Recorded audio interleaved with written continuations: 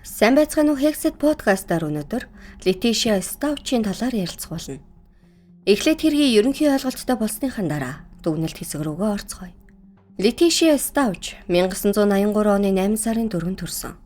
2020 он гэхэд тэрээр нөхөр Eugene Albert Stauchтэй өөрийн 17 настай охин Harley, 11 настай дагуур хүү Gannon, 8 настай дагуур охин Lenaгийн хамт Флорида мужид 4 унтлагын өрөө болон 2 гаражтай байшинд амьдардаг байсан. Letitia-гийн хувьд өмнө нь хүн занал хийлж байсан, машин зөвшөөрлгүй унсан хэрэгтэй. Одоо хэргийн цаг хугацаа руу шилжээ. 2020 оны 1 сарын 27-ны өглөөний 6 цаг 55 минутанд Letitia 911 руу залгаж, дагуур хүү Gannon сурггүй алга болчихлоо. Найз нөхдийнх нь гэрээс асуусан ч хинч мэдэхгүй байгаа талаар дуудлага өгсөн. Ингээд цагдаа нар ирж Letitia-гаас юу болсон талаар асуухад Gannon өдрийн 3 цаг 15 минутанд найзуудтайгаа тоглохоор гэрээсээ гарахад хамгийн сүүлийн удаа харсан гэсэн байдаг. Одоо цагдаа нар хэрэгт мөрдөн шалгалт хийж үзэхэд олж мэдсэн зүйлээс нь хүргэе. Letitia-гийн гэрт нэгжлэг хийж үзэхэд гаражнаас цусны толб олдсон. Gannon-ы өрөө зойрон байдаг бөгөөд тэнд шалгалт хийж үзэхэд өрөөнд нэлээд ноцолцсон гэмээр уулмөр. Ханан дээр цусны толб, хэвсэн дээр цус нэвтсэн, орныхон давуу дутуу байгааг олсон. Тухайн өдөр хүүгийн гиз өвдсөний улмаас сургуулаасаа чөлөө авсан бөгөөд Letitia-д хэл дуулгасан. Харин Letitia ажлаасаа чөлөө авахдаа хойд аав нь машин мөргүүлээд нас барсан гэж хэлсэн байдаг. Яг яагаад ингэж хэлсэн тодорхойгүй. Магадгүй өөр зүйл санаанд нь ороог байх. Letitia ч гэртээ ирэхэд тухайн үед Gannon сургуулаасаа ирчихсэн. Тэр хоёр хоёулахнаа байсан. Дараа нь өглөөний 10 цаг 16 минутанд Letitia Nissan маркийн машинтайгаа 30 минутын зайд байх дэлгүүр рүү явсан. Тэрээр өөрийнхөө утсыг гэрээсээ гарахдаа үлдээж хүүгийнхээ утсыг аваа гарсан байдаг. Дараа нь 11 цаг 22 минутанд дэлгүүрээс худалдаа авалт хийгээд өдрийн 1 цаг 22 минутанд буцаж ирээд дэлгүүрээс зэм авсан. Энэ хугацаанд аав нь хүүгийнхээ утас руу 12 цагт хизээ Letitia гэрээс гарч явсан талаар асууж мессеж бичсэн. Letitia хүүгийн утаснаас хариу мессеж 1 цаг 20 минутанд би зээлтэй тоглож болох уу гэж асуусан. Мессеж явуулаад удаашгүй 20 минутын дараа хэрвээ утас унтраастай байвал эцэг их утсыг маань олох боломжтой юу гэж хайсан байдаг. Letitia гэртээ 2 цаг 20 минутанд ирж өөрийнхөө утсыг 25 минутын дараа ашигласан. Өдрийн 3 цаг 15 минутанд дагуур охин Lena сургуулиасаа тараад гэртээ ирэхэд Letitia ах чинь унтаж байгаа бити садавал гарч тоглол гэж хэлсэн. Дараа нь Letitia Harley охиндоо гэртээ ирэхдээ хогийн ут, хүнсний сод, хевс цэвэрлэгч аваад ирээрэй гэж мессеж бичсэн. Маргааш болох 1 сарын 28-нд Letitia машин түрээслээд нөхрөө онгоцны буудлаас өглөөний 8 цаг 50 минутанд тосч авсан. Нөхөр нь яагаад машин түрээслсэн талаар асуухад өөрийнхөө машины километрийг гүйлгмээргүй байсан болохоор сургуулийн гадаа үлдээчихсэн гэсэн. Үнэн хэрэгтээ онгоцны буудлын зогсоол дээр үлдээсэн байсан.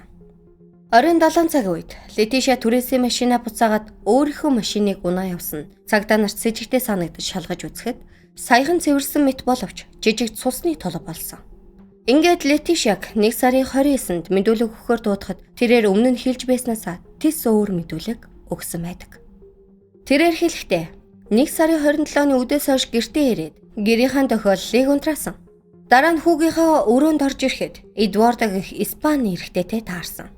Эдвардо өмнөх өдөр нь гэрийнхэн ойролцоо ажиллаж байхад танилцсан хүн бөгөөд Gannon хэвсээ санамсаргүй шатаачсан болохоор засуулахаар тусламж гуйж Эдвардод гэрийнхээ хаалганы нууц кодыг хэлснээ сансан. Харин маргааш нь дэлгүүрээс хүнсээ цуглуулад ирэхэд Эдвардо гэрт ороод ирчихсэн. Хоёулахнаа байгааг нь мэдээд Letitia руу дайрч бэлгийн хүчрхийлүүлсэн.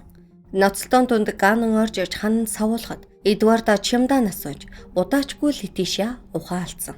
Хэсэг хугацааны дараа Letitia сэрхэд Gannon Эдвардо хоёр хоёулаа байхгүй. Тэгээд хэргийн газрыг цэвэрлж эхэлсэн гэсэн байдаг. Энэ бүх үйл явдал өдрийн 2 цаг 30 минутаас 3 цаг үед болсон. Цагдаа нар ч Эдвардо гэх хүний гаднах дург шинж тэмдгийг тодорхой хэлж өгөхийг хүсгээд тэрээр бор үстэй, бор нүдтэй Испанир байсан гэдгээс өөр зүйл хэлэхээс татгалзаж гэртээ харихыг хүссэн. Харин цагдаа нар хэсэг саатуулна явах болоогүй гэхэд Letitia-гийн цээжээр хатгуулж амьсгалж чадахгүй байх гэж эмнэлэгт хүргүүлсэн. Харин эмч нар аминд хүрэх халтай зүйл байхгүй байна гэд Letitia хэсэг хугацаанд үргэлжлүүлэн сатуулаад явуулсан байдаг. 2 сарын 1-нд Letitia пурган түрээсэлж Флорида руу аяллаар явсан. Явахаас өмнө машиндаа чемодан хийж байгааг хөршүүд нь харсан байдаг. Тэрээр 2 сарын 4-нд Флоридод ирсэн. 2 сарын 18-нд Летишиа үнэн худал шалгагч төхөөрөмчний хариу гуурамчаар гаргах талаар судалж хүнээс асуусан ч Летишиад хинч зараагүй. Эцэст нь 2020 оны 3 сарын 2-нд Летишиа хүү амны хэрэгт буруутгагдаж Флоридогоос баривчилж Колорадо руу буцааж авч явах гэхэд хяналтын цагдаарууд ирж өөрийгөө гин буруугүй гэж хэлсэн байдаг. 3 сарын 17-нд Ганны цогцыг Флорида мужаас олсон. 2022 оны 2 сарын 11-нд бараг 2 жилийн дараа шүүх хурлаас өмнөх нь Летишиа гин буруугүй гэдэг байр сууриа сэтгцийн эмгэгтэй болгон өөрчилсөн байдаг. 2023 оны 3 сард шүүх хурлаар Летишиаг 1-р зэргийн хүү амны хэрэг болон 3 өөр зүйл ангиар буруутгаж тэнцээ авах боломжгүй бүх насаар нь 20 ялыг оноосон. Одоо дүгнэлт хэсэг рүүгээ орцгоё. Шүүх хурал дээр Ганны хэн алсан алаагүй гэж маргалдаагүй. Летишиа өөрийгөө алсан гэдгийг хүлээн зөвшөөрсөн байдаг. Шүүгчид тоолошгүй олон буруутайг батлах нотлох баримтууд байгаад ирэхээр тэрэнд өөр сонголт ч байгаагүй байх. Харин аллага үлдэх шалтгаан сэтгцийн эмгэгтэй байсан эсэх. Летишиагийн өмгөөлөгчийг хэлж байгаагаар бол хувь хүний зан чанар хуваагдах эмгэгтэй гэсэн. Тэгэхээр Летишиаг буруутай эсэх нотлох баримтуудыг авч үзсгэе. Летишиа дагвар хүү Ганныг 18 удаа хутгалж, мохоо зүйлээр толгойг нь зохиж, 3 удаа буудаж хөнөөсөн. Ган ямар нэгэн байдлаар Летишиагийн аюулгүй байдалд занл хийгээгүй болохоор энийг бие хамгаалсан гэж үзэхгүй. Летишиа хийсэн хэрэгээ нуун дарагдуулах гэж хэргийн газар болон машина цэвэрлэж, цогцыг Флорида руу зөөж хайсан. Мэдүүлгийн үеэр худлаа хэлж, эмнэлэгт хүргүүлсэн. Хөрштөө хүүг хулгайлагдаж байгааг харсан гэж цагдаа нарт мэдүүлэг өгчих гээд мөнгө өгөхийг завдсан. Түүнчлэн Летишиа цагдаа нарт хэд хэдэн удаа хуурамчаар түүх зохиож, хийсвэр хүмүүсийг буруутан болгож өөрийгөө гин буруугүй гэж байсан. Тэрээр нийт 5 өөр түүх ярьж өгсөн байдаг. Летишиа өөрийн компьютер дээр онлайнаар нүүр шилжүүлэн суулгах мэт засал, өөр мужаас цогцос олдвол юу тохиолдох вэ?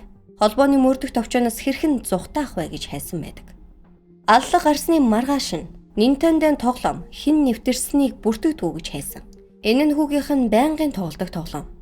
Магадгүй аллагын сэтэл энж байх боломжтой. Ялангуяа Летишиа байнгын хүүхэд хардгаасаа болоод гэрлэлтэндээ сэтгэл хангалуун биш байсан.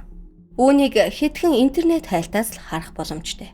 Тэрээр дагвар хүүхдүүдийнхээ бүх зүйл санаа тавихаас залхаж, төрсөн ээж нь хүүхдүүдтэй тусалж дэмждэггүй. Нэг л өдөр хүмүүс намайг өөрөөр хардаг болно. Баян нөхөр олдоосай. Тэгвэл биний санаа амархсан. Би хойд ээж биш. Би гэрээ үйлчлэгч шиг санагдаж байна. Хүүхэдгүй залуу олдоосай гэсэн байдаг. Шүүх хурал дээр сэтгцийн эрүүл мэндийн мэрэгчлэн Летишиаг худал хийж болцсошгүй гэж дүгнсэн.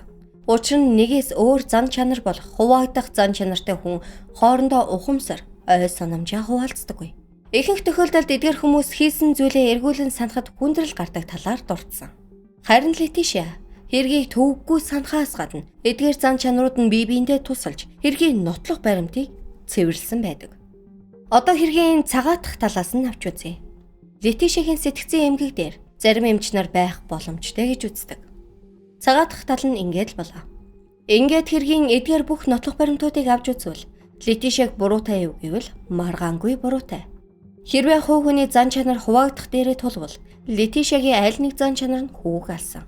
Зан чанарыг биеэс нь тусдан шүүн гэж байхгүй. Аль нь ч хийсэн бэ Летишиа шорон суухал болно. Тэгэхээр энэ хэрэгт яг юу болсон бэ гэвэл Летишиа дагвар хүүхдүүдэд харахад хит ачаалттай тулгарч бухимдах болсон. 2020 оны 1 сарын 17-нд Ганны бие өвтгöd Летишиа огтхонд сайнаар хүлээж аваагүй. Нотлох баримтанд үндэслэн Ган санамсаргүй хэвс магадгүй өөрийгөө шатаасан байх боломжтой. Ингээд Летишиагаас тусламж гуйхад тэрээр төвөгшөөж Ган харин өөрийнх нь төрсөн ээж өөрийг нь илүү халамжлан чи миний төрсөн ээж биш гэдэг ч юм уу нилийн эмзэг сэдвийн хүндсэн зүйл дээр маргаа эхэлсэн. Эцэст нь Летишиа тэсгэл алдаж хүүд хамаагаараа гаргаж бүр мөсөн алхаар шийдсэн. Летишиа өөрийн цагдаа нарт хэлсэн худал мэдүүлэг болон аллагын хэрэгээ хуваагдах зан чанарт тухахыг оролцсон. Хуваагдах шин чанар дээр нэг асуудал байгаа нь. Эмгэгийг дүр хэсгэж байгаа эсхийг мэдэх боломжгүй. Мөн эмгэгтэй байлаач тухайн хүн аль нь бодит байдал гэдгийг ялгах боломжгүй. Хуваагдах шин чанартай хүмүүс яг л тэс өөр хүмүүс шиг байж хоорондоо мэдээлэл, ой санамжаа солилцох боломжгүй байдаг. Өнөөдрийн дугаартай хамт байсан баярлалаа. Дараагийн дугаар хүртэл түр баяртай.